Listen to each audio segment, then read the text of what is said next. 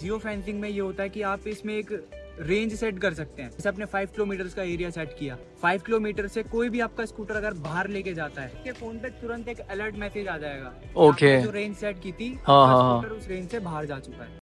अच्छा। Anti theft alarm में क्या होता है, अगर कोई भी स्कूटर को किसी डुप्लीकेट की की से ओपन करने की कोशिश करता है, या फिर कुछ भी इसके इलेक्ट्रॉनिक आइटम्स को छेड़ने की कोशिश करता है, या कोई वायर कटिंग करने की कोशिश करता है, अलार्म बजने लगता है स्कूटर में। हाँ जी। इसमें आपके फोन पे नोटिफिकेशन भी आ जाएगी। सही है।